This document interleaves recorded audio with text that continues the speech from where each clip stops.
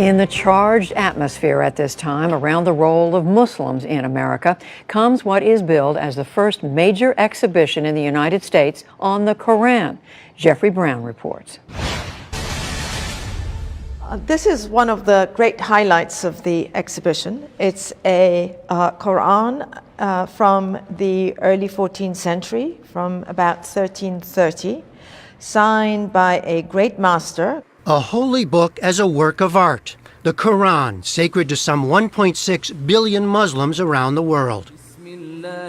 A new exhibition at the Smithsonian Institution's Sackler Gallery in Washington, D.C.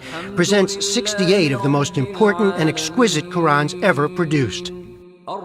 Dating from the late 7th to early 17th centuries, they come from many parts of the Islamic world and are part of the collection of the Museum of Turkish and Islamic Arts in Istanbul. The Quran is a divine text, a series of revelations transmitted from the angel Gabriel to the prophet Muhammad between 610 and 632.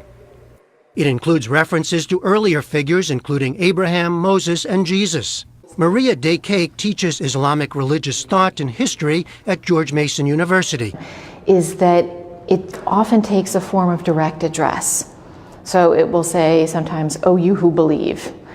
Sometimes it'll address all human beings, "Oh, humankind." It is a series of moral exhortations, exhortations to virtue. It includes many stories of prophets before the time of Muhammad. It's an attempt to grab the listener or grab the reader, to wake them up, to make them think about their life, about the world around them. Maria hopes it will shine a different kind of spotlight on Islam and the Quran. You will hear sometimes Islamophobic comments about Islam, and they'll say, well, you know, why would I want to know anything about this text? I see what kinds of things it produces, right? It produces people who behave in these violent ways or something like that. But when you come here, you see the larger reality of what it's produced, right? It produced beauty, is to see the kind of artistic elements, the beauty that the Quran really brought. From the Sackler Gallery in Washington, D.C., I'm Jeffrey Brown for the PBS NewsHour.